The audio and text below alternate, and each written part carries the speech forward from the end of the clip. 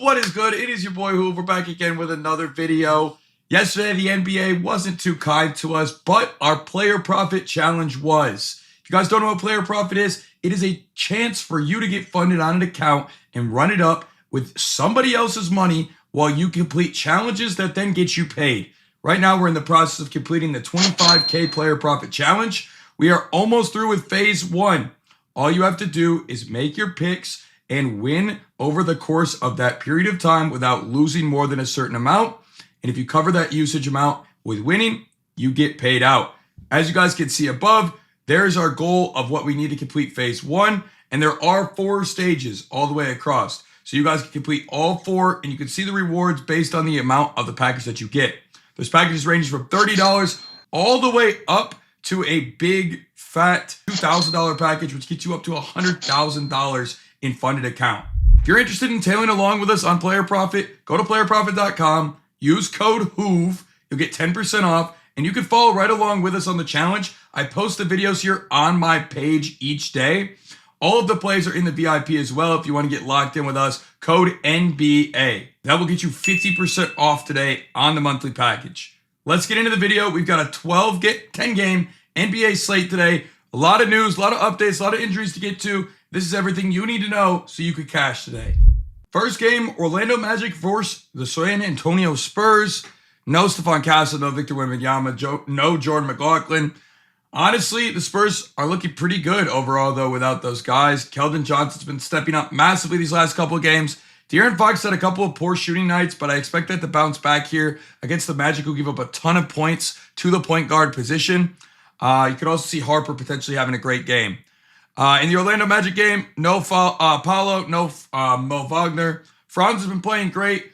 Desmond Bane has been cooking as well. Overall, this is a pretty decent matchup both ways. I don't expect a blowout in any capacity. So I would expect to see a relatively back and forth game.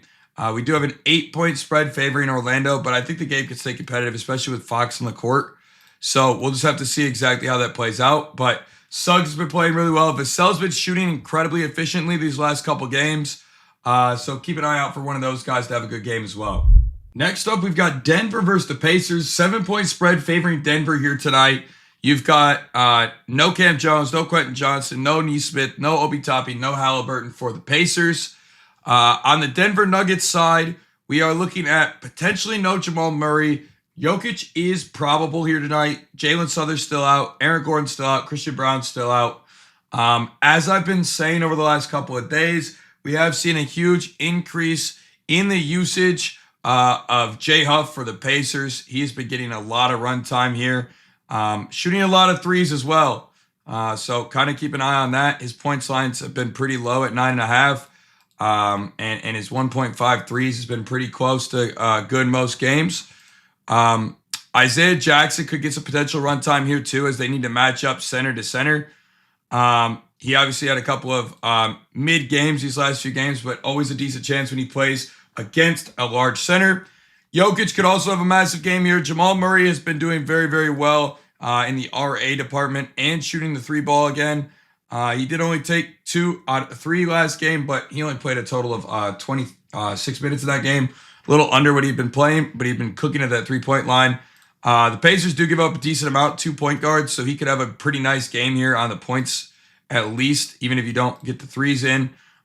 His line's at 22.5. I don't think that's a bad line for him today. Next, we've got the Portland Trailblazers going into Cleveland. This is a 10.5-point spread. Portland just played last night. They're on a back end of a back-to-back. I don't necessarily love playing teams on back-to-backs. It's always a little bit scary, as these games can tend to be very, very big blowouts very quickly. No Thibault, no Scoot, no Drew Holiday, no Damian Lillard, no Blake Wesley. Everybody else should be relatively active in this game, so I don't necessarily have a panic button, but it is a back-to-back, so, always be a little hesitant on that front. On the Cleveland side, no Alonzo. Actually, Lonzo Ball is probable for tonight. He's back, I think. Sam Merrill's out. Max Strus out. Jared Allen out. Larry Nance out. Could see some extra usage here with Lonzo back. Donovan Mitchell's been passing the ball a lot more this year. So I don't hate the spot maybe for Donovan Mitchell here to actually pass. His RA has been pretty consistent as well. But passing the basketball is something that he's been doing incredibly well this year. So I do like his spot there potentially. Jeremy Grant's been playing great. Danny Avdia had a terrible night scoring last night, but a great night passing the ball. His RA has been very strong. Other than that, I'm not super interested in a lot of guys in this spot. Next, we've got the Hornets versus the Knicks. The Knicks are on a back end of a back-to-back here. The Hornets have been pretty bad. No Pat Connaughton, no Trey Mann, no Brandon Miller. LaMelo is probable. No Grant Williams, no Josh Green. Colin Sexton should be in a spot where he slots up and gets more usage without Brandon Miller on the floor here tonight. He did have a really bad game the other day, but I expect a bounce back. He's been playing a lot of minutes. On the side of the ball of the Knicks, again, back-to-back, no OG, no Landry Shamet, no Kevin McCullough. Overall, this Knicks team played incredible last night. Jalen Brunson had probably his worst offensive game of the season, and they still managed to play relatively well. They shot the ball from three exceptionally well. Josh Hart's been playing incredible. Mikal Bridges had 8 threes last night or some shit. They're looking pretty solid, but I would say Sexton's probably the only angle of actual value here, especially without all the injuries. Next, we've got the Los Angeles Clippers versus the Atlanta Hawks, and man, this game actually has the potential to be decent. We will probably not see Kristaps Porzingis from everything that I'm seeing tonight. He is out again. As you guys know, he's sick with his disease. Jacob is also out. Trae Young obviously also out. Dyson Daniels' rebounds and assists have been going very, very strongly. Jalen Johnson RA wagon has been in full effect again this year. Probably one of the most profitable things you could actually take this entire season so far. Clippers will be without Bo Bogdanovic, no Bradley Beal, no Derek Jones Jr. Jordan Miller is questionable as well tonight. That team is in shambles. They don't look happy. No one there looks like they want to play basketball anymore.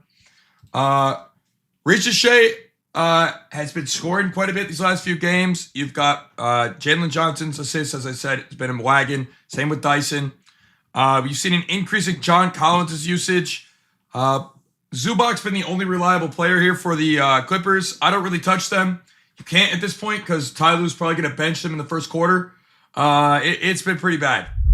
Next, we've got the Brooklyn Nets, Chicago Bulls, and I honestly think this game could be really good. You've got Michael Porter Jr. back. I probably love his spot tonight. I haven't looked at it yet.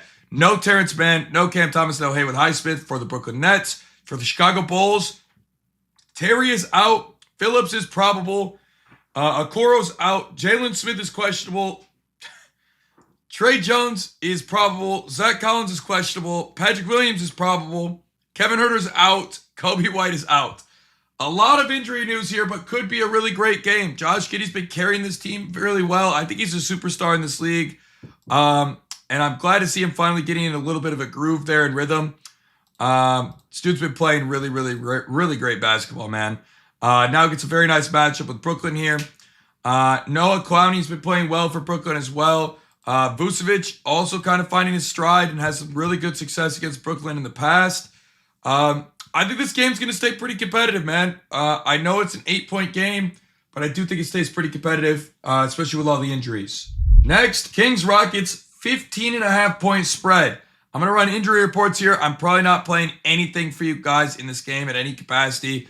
I don't think that playing games like this that are such large spreads are worth it unless you feel like the Kings somehow keep it close, which, let's be honest, the Kings have been so fucking bad, it's almost impossible to believe they keep a game close. Steven Adams is questionable. Dorian Finney-Smith out. Terry Eason out. Fred VanVleet out. Amen Thompson uptick. Jabari Smith Jr. uptick. Again, not a huge fan of this game. The Sacramento Kings, on the other hand, are just a fucking dumpster fire. No Dennis Schroeder today. Malik Monk is questionable. No Sabonis. Russell Westbrook. Other than that, I'm not touching this game with a 10-foot pole. They're so inconsistent and they suck. Miami Heat, Dallas Mavericks. 4-point spread here. Like this game to stay very, very competitive. There are some injuries on the side of the Miami Heat tonight that are questionable and important. Larson and Powell are both questionable. If we can find out what happens there, we'll be able to predict what kind of happens with the rest of that game. Right now, I'm a little concerned because we don't know what is going on with the usage for Jaime Jaquez from this. We kind of need to know if those guys are in or out to determine what we do with Jaime. If those guys both sit, I love Jaime Jaquez today. All right. I think he'll be in a very good spot. Dallas has no Lively. Gafford's questionable. PJ Washington's questionable. We need to figure out who's playing and who's not playing there before we can determine who we take on rebounds. PJ's fire if no Daniel Gafford and Lively tonight. Kind of got to just see. 80 is back. We've been seeing a lot of usage from Max Christie from the three-point line. A lot of interesting spots here. That's going to do it for our injury rundown and the best spots for today's games. Make sure you guys click that bell, turn those noties on, subscribe to the channel, man. I'll be back again with another video tomorrow. I love y'all. Peace.